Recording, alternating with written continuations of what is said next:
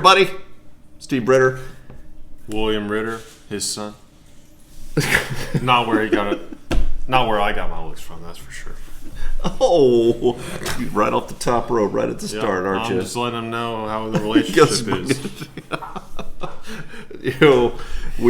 This is if you remember from Mom's video from back at Thanksgiving. When was that? That was like 2010.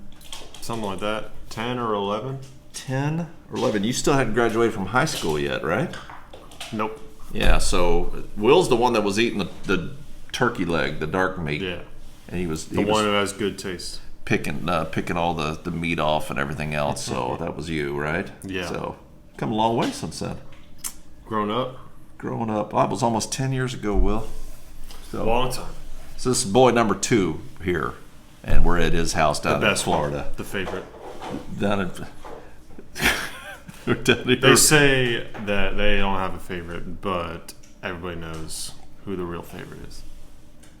Yes. Also very humble, right? Yeah, I got that from you too.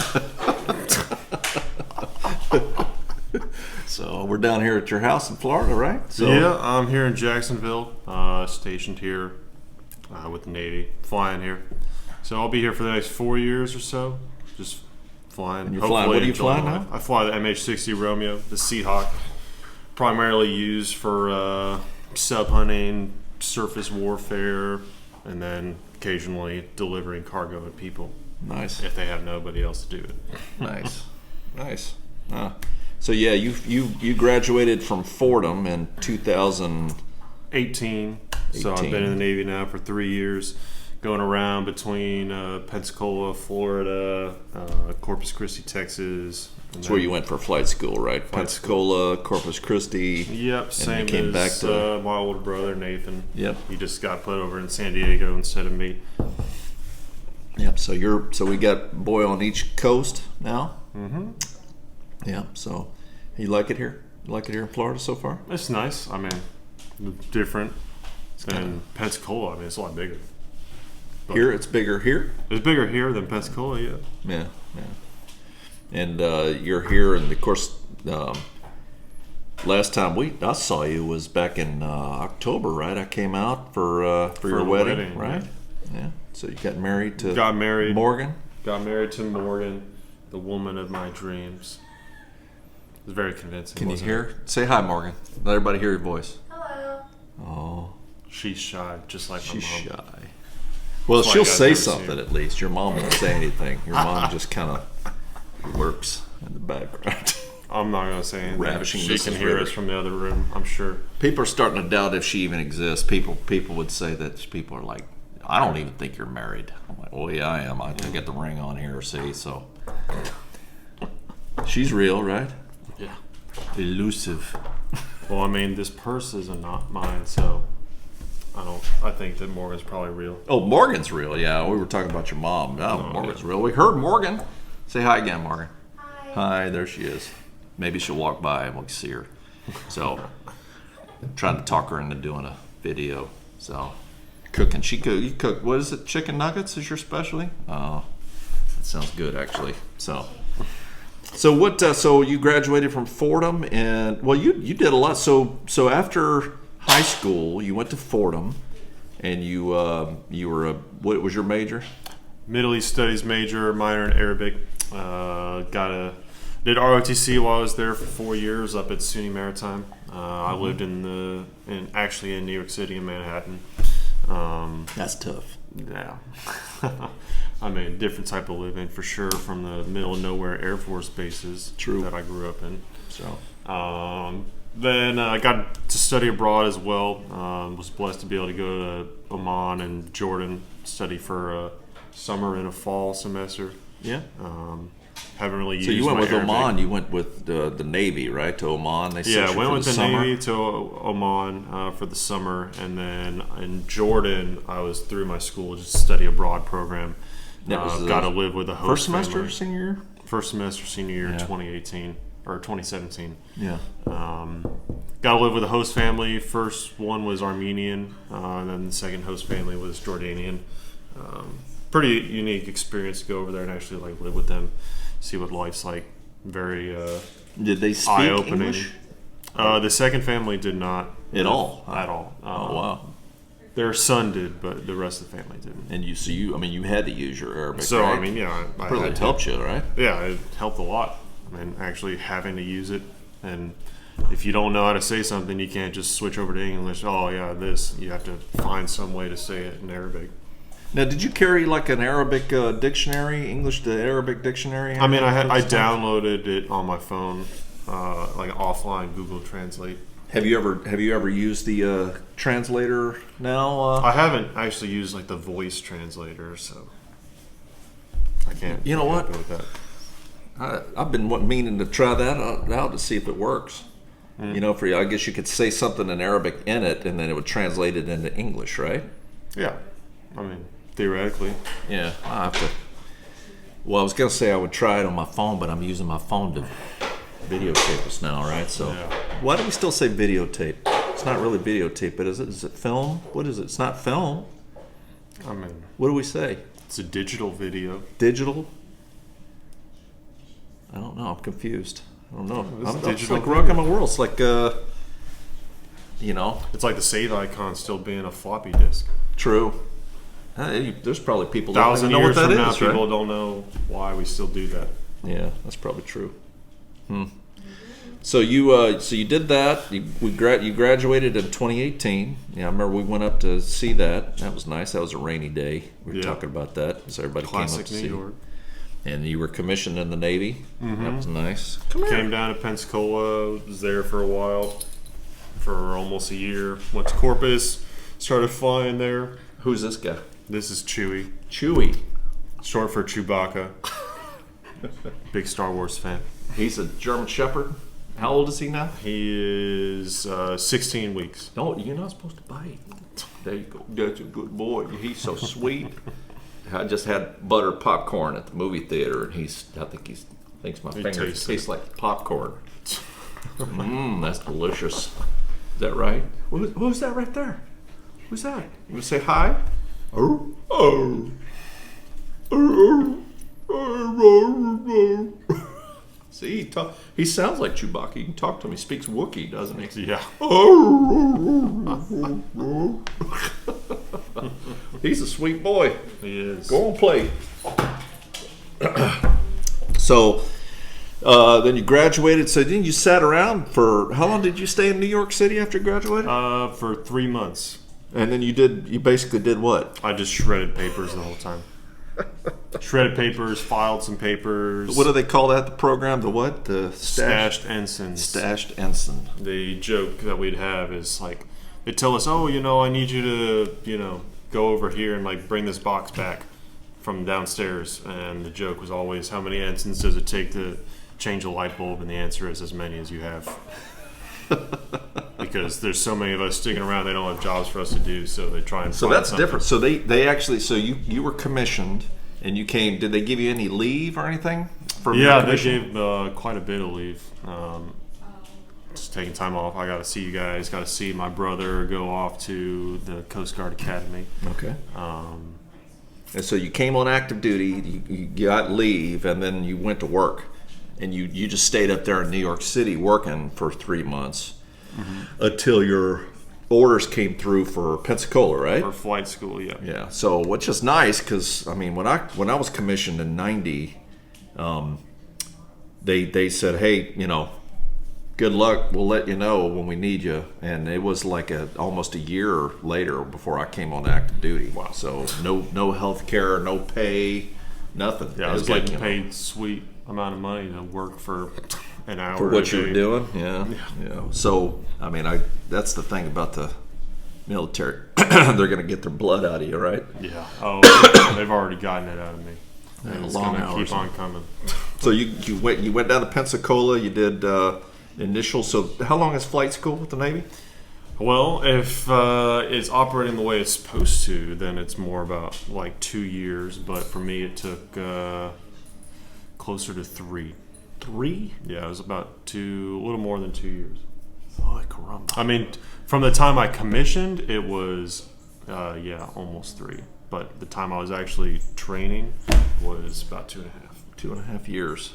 And then and then so you get through flight school. You're a winged aviator. They give you your number. So that's the cool thing that the Navy does, the Air Force doesn't do, is you actually are the, 34,000th, whatever. Something like that.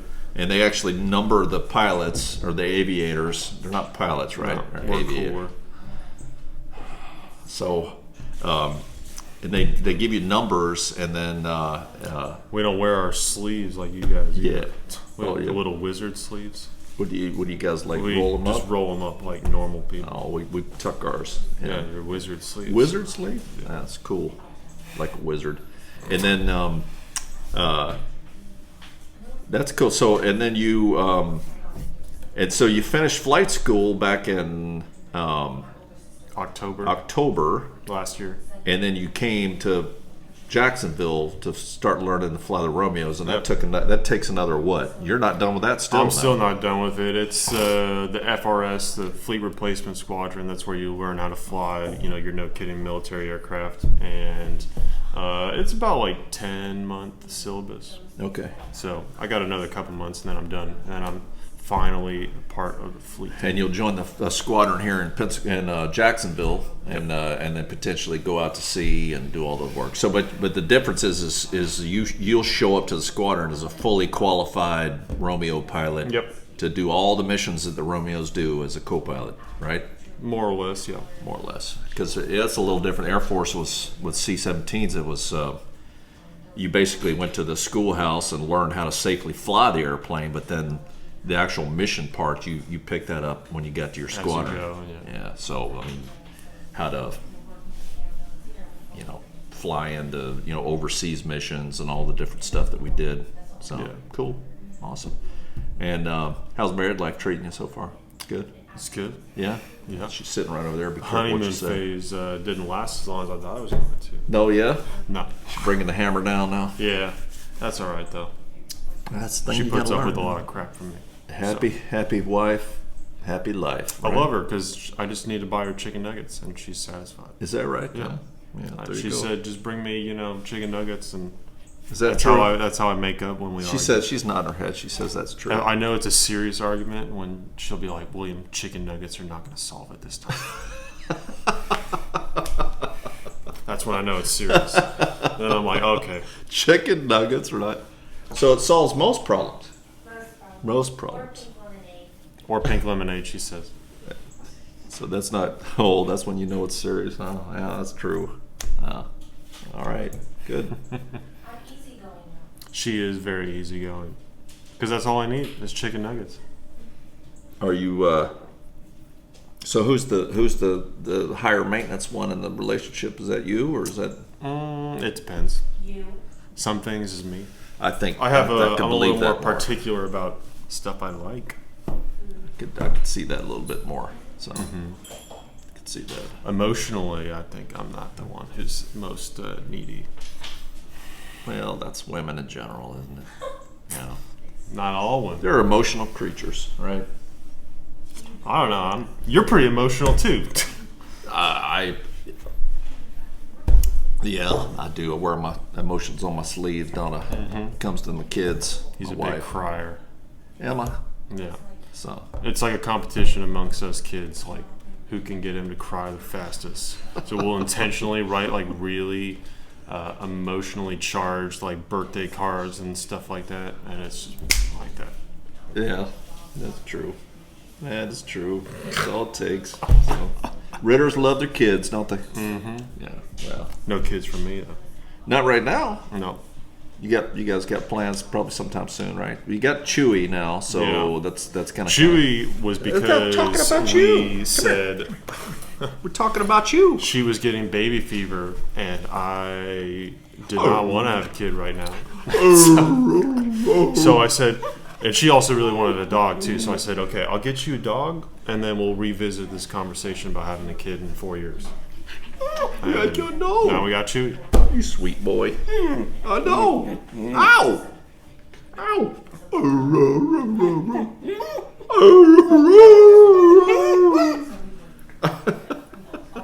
He just wants some attention.